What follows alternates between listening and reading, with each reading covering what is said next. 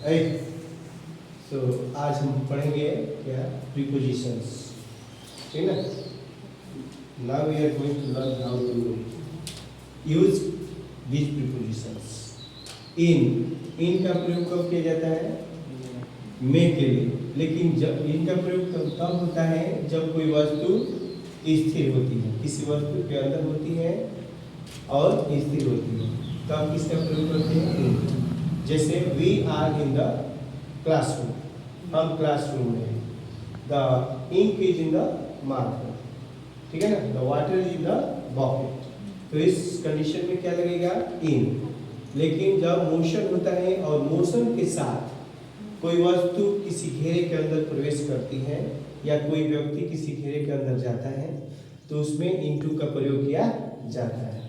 जैसे the frogs are jumping into the well, we are jumping into the pond. हम लोग pond में कूद रहे हैं, तालाब में कूद रहे हैं, मेढक कुएं में कूद रहे हैं। तो मोशन हुआ, मोशन के साथ कोई कार्य हुआ और मोशन के साथ ये प्रवेश किए।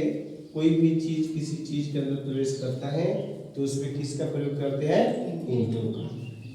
अब ऑन का प्रयोग, ऑन का प्रयोग पर के अर्थ में किया जाता है और तब किया जाता है जब कोई वस्तु किसी वस्तु की सतह पर पहले से पड़ी होती है और स्थित होती है, ठीक है। जैसे ये किताब यहाँ पड़ी हुई है ना, उसमें पड़ी हुई है पहले से, तो क्या लगेगा?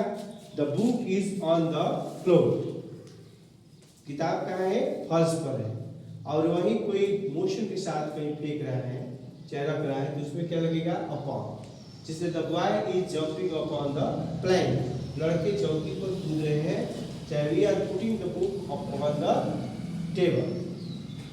फिर इसके बाद है between और among का प्रयोग। between का प्रयोग तब किया जाता है जब कोई वस्तु दो या व्यक्ति, दो वस्तुओं या व्यक्तियों के बीच में स्थित होता है तब।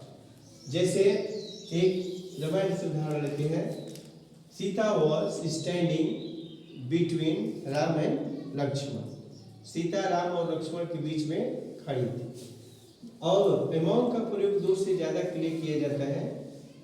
जैसे द्रौपदी, महाभारत से उदाहरण लेते हैं।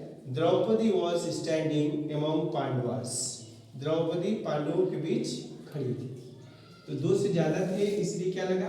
एमोंग। और दो के लिए क्या लगता है? बिटवीन।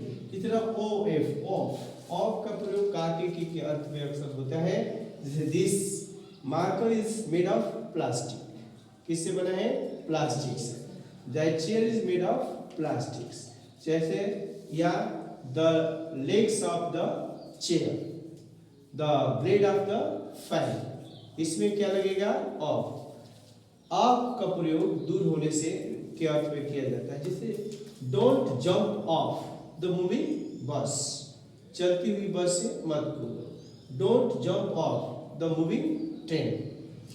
इसका प्रयोग इस सेंस में किया जाता है, ठीक है। समझ में आ गया?